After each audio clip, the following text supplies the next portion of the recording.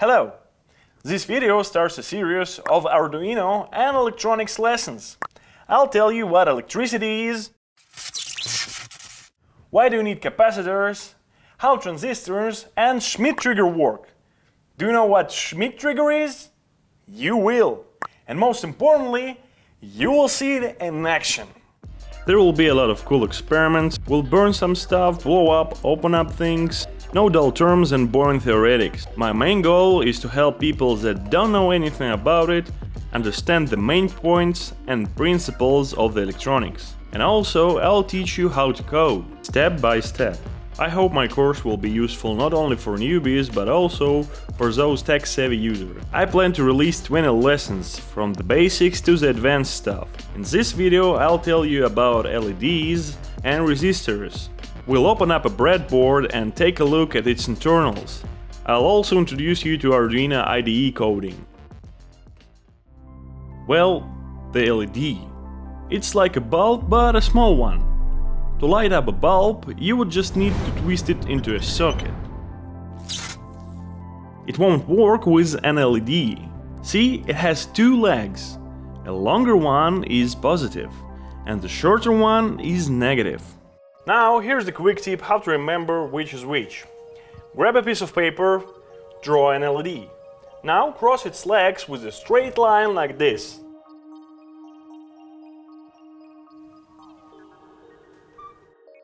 See, there's a plus and a minus, for positive and negative. There's no forgetting it now. You need a socket for a bulb and you need a board for an LED. It's easier with a dev board like this. They are also called breadboards, because our predecessors indeed used wooden boards with nails in them. That's where the naming comes from. So, let us try the traditional way. I put in two nails and connect an LED to them.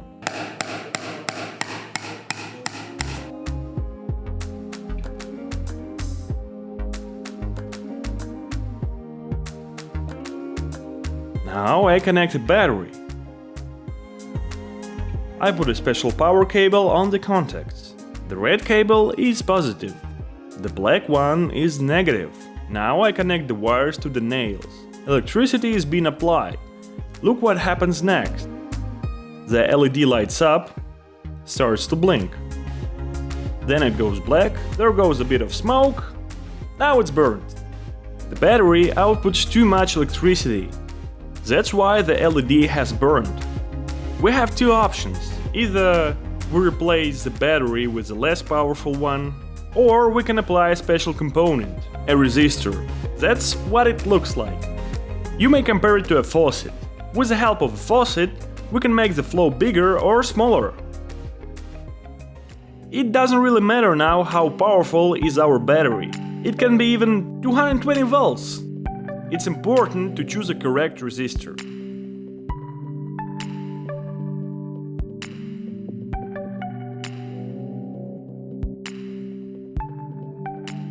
Look at the breadboard. As you can see, the LEDs have different brightness. And this one doesn't light up at all. This one is dimmer, and this one is the brightest. There's one battery, same voltage for all of them. But the resistors are different and they limit the current differently. Now the LED lights up as it should.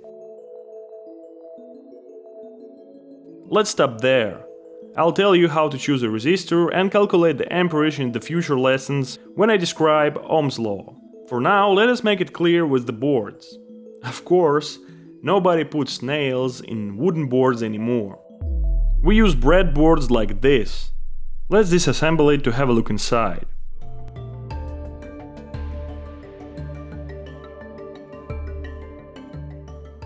See the holes in the board? It's where the wires are inserted. Let's look at the other side. There are metal plates called buses. These, long ones, are used for connecting power.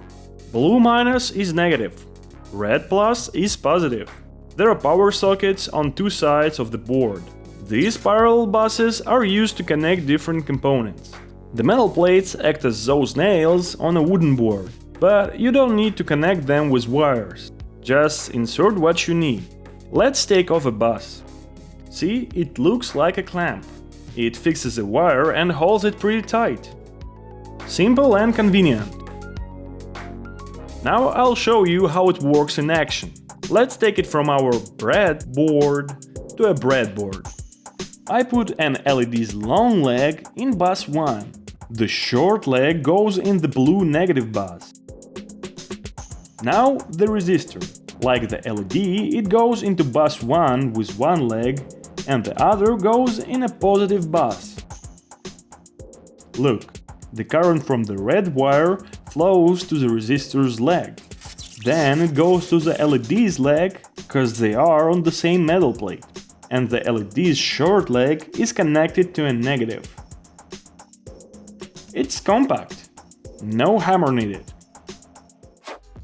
There will be quite a lot of lessons with experiments and cool electronics in each of them. You can go wandering around some stores looking for particular components separately, or you can get them all at once on our website. There you can find everything we use for the lessons, like Arduino Uno, breadboards, resistors, transistors, diodes, buttons, electric motors, servos, potentiometers, wires, loudspeakers, displays, and much more. By the end of the course, you will be able to easily understand not only the basics, but even the advanced microelectronics. You can find the link to our website in the description below.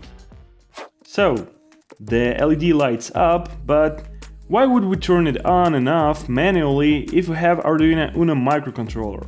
It can perform simple tasks I program it to do. Arduino has special contacts for communicating with the world. For instance, these.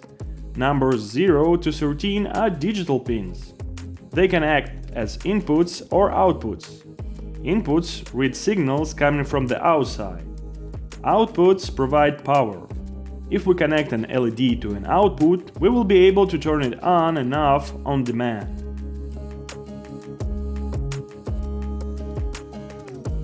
I connect the Arduino to a PC with the USB cable to program it.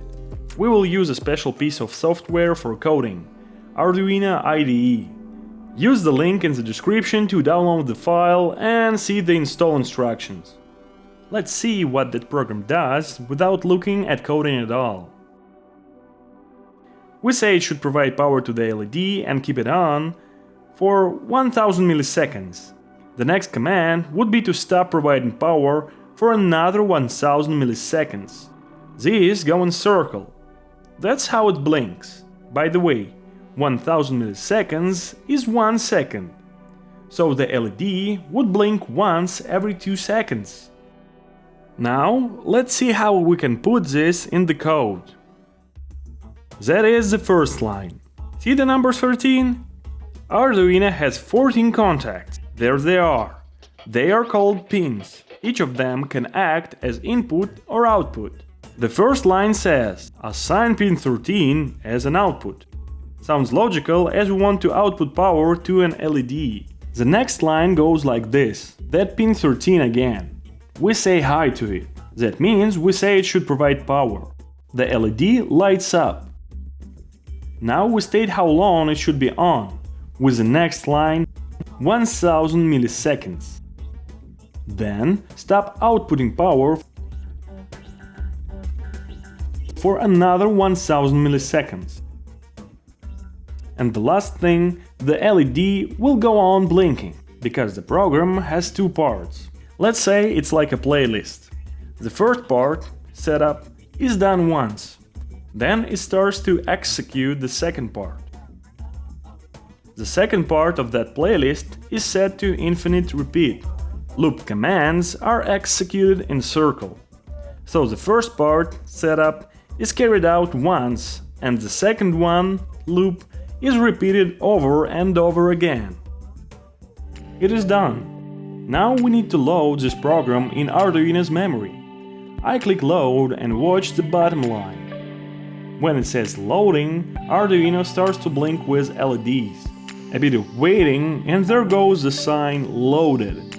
The LED on the breadboard starts to blink at once. I made a small lighthouse, and as you can see, it was nothing difficult. Or nothing that difficult. In the next episode, I'll teach you how to change the LED's brightness, draw a Batman on an oscilloscope, and tell you the secrets of a pulse length modulation. That is all for today. See ya!